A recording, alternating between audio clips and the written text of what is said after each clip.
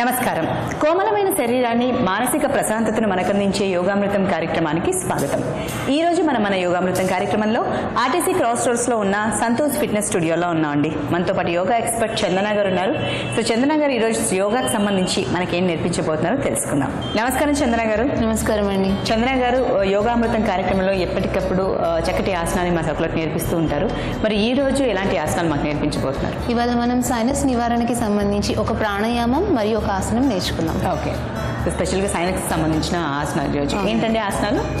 ఆసనం వచ్చేసి పశ్చిమోత్తానాసనం, ప్రాణాయామం వచ్చేసి భస్త్రిక. Okay okay.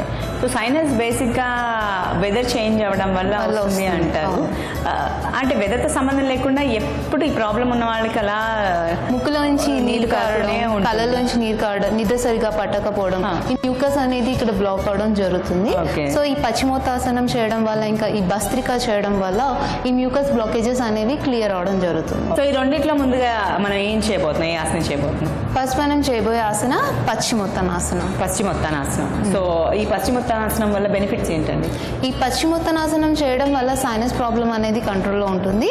అలాగే తొడ కండరాలు అనేవి బాగా సాగి కాళ్ళలో రక్త ప్రసరణ బాగా జరిగి కాళ్ళ నొప్పులు తగ్గడం జరుగుతుంది. అలాగే మనం ముందుకి బెండ్ చేస్తాం కాబట్టి పొట్ట కూడా తగ్గడం జరుగుతుంది. ఓకే. సో ఇది ఎవరైనా చేయొచ్చా లేకపోతే చేయకునే వాళ్ళు ఎవరైనా ఉంటారా? ఇది మాత్రం లోవర్ బ్యాక్ పెయిన్ ఉన్నవారు, సయాటికా ప్రాబ్లం ఉన్నవారు మాత్రం చేయకూడదు. ఓకే. సో మరి పశ్చిమోత్తానాసనం ఎలా చేస్తారో చూపిస్తారా? అలాగే అండి. ఇప్పుడు మనం చేయబోయే ఆసన పశ్చిమోత్తానాసనం. నెమ్మదిగా కాళ్ళని ముందుకి చాపుకోవాలి, తలని నడుముని స్ట్రైట్గా పెట్టుకోవాలి. ఇప్పుడు నెమ్మదిగా రెండు చేతులని శ్వాసను తీసుకుంటూ పైకి లేపాలి. ఇప్పుడు శ్వాసని వదులుతూ మీ తలని మోకాళ్ళ మధ్యలో ఆనించే ప్రయత్నం చేయాలి. బిగినర్స్కి కొంచెం కష్టం అవుతుంది.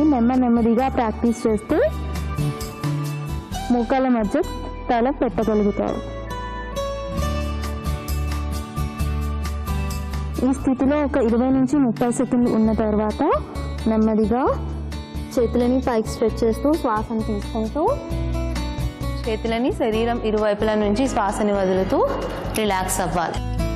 నడుము వెనుకల చేతులను పెట్టుకుని తలని వెనకాలకి హ్యాంగ్ చేసుకుని నిష్బంధ్ భావాసనంలో రిలాక్స్ అవ్వాలి.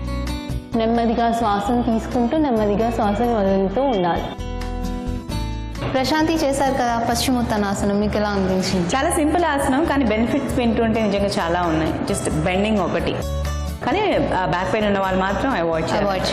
అంటే అందరికీ మనకి కాళ్ళు అందాలని లేదు పాదాలు. సో మెల్లిమెల్లిగా ఆ బెండ్ అనేది మనం ప్రాక్టీస్ చేయడం వల్ల డెఫినెట్గా ఒకరోజు కాళ్ళు అనేది తప్పకుండా మనం మన టార్గెట్ రీచ్ అవుతాం. సో పశ్చిమోత్తానాసనం అయితే చూసాం. మరి నెక్స్ట్ ప్రాణాయామం అన్నారు కదా? అవునండి. ఏంటండి అది? నెక్స్ట్ ప్రాణాయామం వచ్చేసి భస్త్రిక. భస్త్రిక. సో అది ఎలా పెడతారో చూపిస్తారా? అలాగే. ఇప్పుడు మనం చేయబోయే ప్రాణాయామం భస్త్రిక. సుఖాసనం, వజ్రాసనం, పద్మాసనం, అర్ధ పద్మాసనం, ఇలా మీకు అనువైన భంగిమలో కూర్చోవాలి. రెండు చేతులని థైస్ పైన ఈ విధంగా చిన్ముద్రాలో పెట్టుకోవాలి. ఇప్పుడు కళ్ళు మూసుకొని నెమ్మదిగా శ్వాసని తీసుకుంటూ రెండు చేతులని పైకి లేపాలి.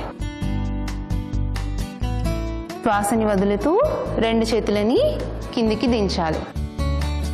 శ్వాసని వదలడం, తీసుకోవడం కొంచెం ఫోర్స్ఫుల్గా ఉండాలి. ఇలా మీరు 30 రౌండ్స్ దాకా చేయొచ్చు.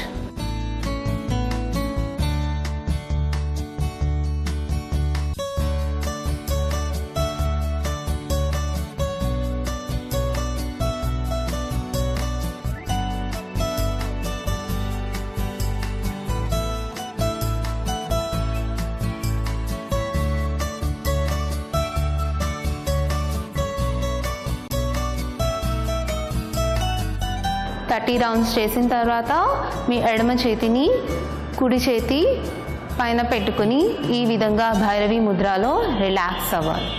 నెమ్మదిగా శ్వాసను తీసుకుంటూ వదులుతూ ఉండాలి. చేశారు కదా భస్త్రిక, మీకు ఎలా అనిపించింది? ఇది కూడా చాలా సింపులే. సో ఆ బ్రీతింగ్ టెక్నిక్ అనేది చాలా ఇంపార్టెంట్ అండ్ స్ట్రెచ్ అనేది ఇంపార్టెంట్. సో ఈ రెండు ప్రాపర్గా మనము సింక్ చేస్తే మంచి బెనిఫిట్ ఉంటుంది. ఓకే, ఈరోజు మాకు పశ్చిమోత్తానాసనం, భస్త్రికా ప్రాణాయామం ఈ రెండు నేర్పించారు. సో ఈ రెండింటి వల్ల బెనిఫిట్స్ చాలా ఉన్నాయి అండ్ సింపుల్ ఆసనాలు కూడా. కొంచెం ఫ్లెక్సిబిలిటీ అనేది, స్ట్రెచ్ అనేది మనకి ఇంప్రూవ్ అవుతూ ఉంటుంది మెల్లిమెల్లిగా మనం చేస్తుంటే. బిగినర్స్కి కొంచెం కష్టమే చేస్తున్నప్పుడు కదా. అవును, పశ్చిమోత్తానాసనం కొంచెం కష్టం అవుతుంది. భస్త్రిక ఎవరైనా చేయొచ్చు ఈజీగా. సో ఈ రోజు మా సకలందరికీ ఉపయోగపడే చక్కటి 2 ఆసనాలు నేర్పించారు. ధన్యవాదాలు చంద్ర గారు. ధన్యవాదాలు.